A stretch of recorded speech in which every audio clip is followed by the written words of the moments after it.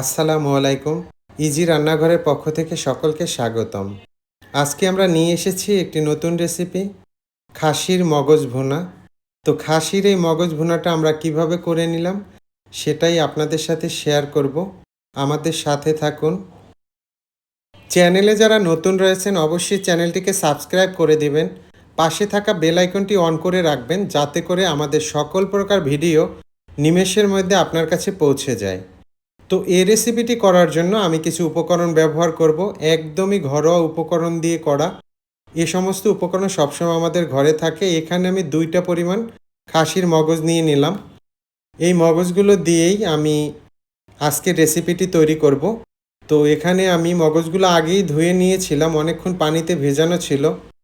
তো আমি আবার একটু ধুয়ে নিচ্ছি এবং কাঁচাই এটাকে আমি পরিষ্কার করে নিব। এই যে দেখেন, এই মগজের উপরে একটা পর্দার মতো থাকে এবং সেখানে একটা রক থাকে। তো আমি এটাকে হাত দিয়েই পরিষ্কার করে নিচ্ছি। এই যে দেখেন, পর্দাটাকে সম্পূর্ণ আমি খুলে নিচ্ছি, যাতে করে কি হবে, যাতে করে আপনার ভিতরে যদি কোনো ব্লাড জমা থাকে সেটাও বের হয়ে যাবে। একদমই সহজ উপায়, আপনারা এটা করে নিতে পারেন। অনেকে রয়েছেন যারা সিদ্ধ করে পরিষ্কার করেন, সেটাও করা যায়।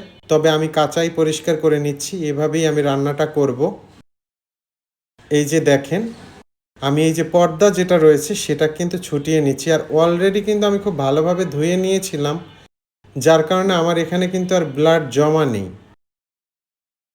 এখানে আমি 2টা পরিমাণ খাসির মগজ নিয়ে নিয়েছিলাম।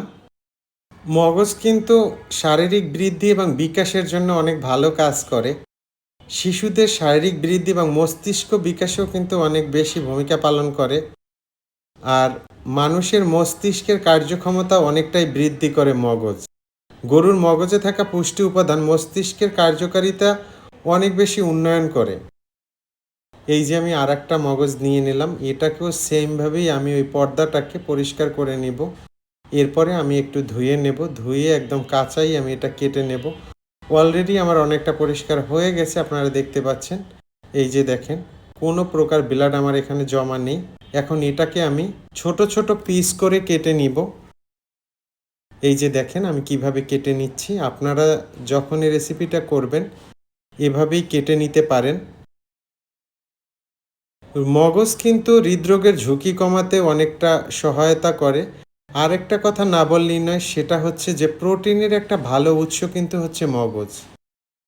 মগজটা আপনারা খেতে পারেন, বাচ্চাদেরকে খাওয়াতে পারেন, যেহেতু এর স্বাস্থ্য উপকারিতা অনেক বেশি রয়েছে। আমরা কিন্তু খেতে পারি। দেখেন অনেকটাই ময়লা বের হয়েছে, আমি ধুয়ে নিলাম। এখানে আমি 3টা এলাচ, 3টা লবঙ্গ, 3টা গোলমরিচ নিয়েছিলাম, এটাকে পেস্ট করে নিয়েছি। দিয়ে দিলাম একটা কড়াইয়ের মধ্যে তেল, এখানে সাদা তেলটা ব্যবহার করেছি। দিয়ে দিলাম পেঁয়াজ কুচি। পেঁয়াজ কুচিটাকে তেলের সাথে খুব ভালোভাবে ভেজে নেব। দিয়ে দিলাম দারুচিনি এবং একটা পরিমাণ তেজপাতা। তেজপাতাটাকে আমি অর্ধেক করে দিয়েছি, আর 2 টুকরা দারুচিনি দিয়েছি।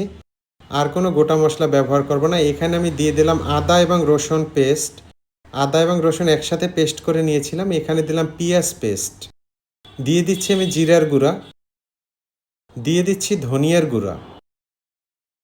এখন এখানে অ্যাড করে দিচ্ছি হলুদ গুঁড়া, দিয়ে দেব ঝালমরিচের গুঁড়া, দিয়ে দিচ্ছি আমি সেই গরম মশলা পেস্ট। এখানে আমি গোটা মশলাটা ব্যবহার করব না, তো আমি এজন্য পেস্ট করে নিয়েছিলাম। এখন এগুলোকে খুব ভালোভাবে আমি নেড়ে নিব। এই যে দেখেন, মশলাগুলো যখন আপনি কষাবেন, কষানোর সময় আপনারা চাইলে একটু পানি ব্যবহার করতে পারেন, তাহলে মশলাগুলো পুড়বে না। তো আমি এর মধ্যে অ্যাড করে দিলাম একটু কাঁচামরিচ। এই যে কাঁচামরিচটা দিয়ে দিচ্ছি। এখন এটাকে খুব ভালোভাবে নেড়ে নেব।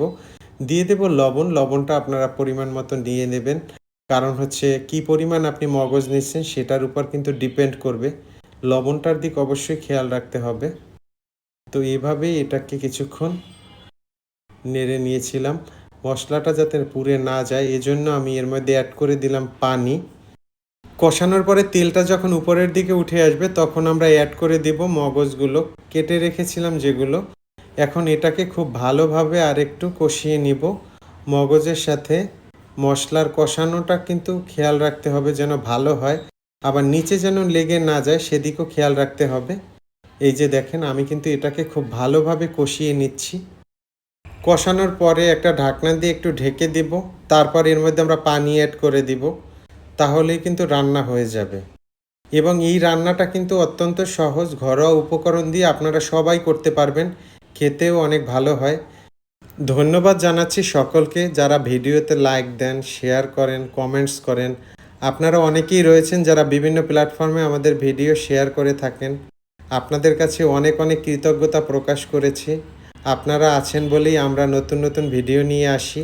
আপনাদের কাছে অনেক অনেক কৃতজ্ঞ। চ্যানেলটিতে যারা নতুন রয়েছেন তারা অবশ্যই চ্যানেলটিকে সাবস্ক্রাইব করে দেবেন। পাশে থাকা বেল আইকনটি অন করে রাখবেন, যাতে করে আমাদের যে কোনো ভিডিও আপনার কাছে পৌঁছে যাবে নিমেষের মধ্যে। দেশে যেহেতু করোনা বাড়ছে, তো বাইরে যারা যাবেন অবশ্যই মাস্ক ব্যবহার করবেন। বাচ্চাদের দিকে অত্যন্ত ভালোভাবে খেয়াল রাখবেন, বিশেষ করে যেন মাস্ক ব্যবহার করে। অপ্রয়োজনে বাইরে না যাওয়াই ভালো। ভালো থাকবেন, সুস্থ থাকবেন। আল্লাহ হাফেজ।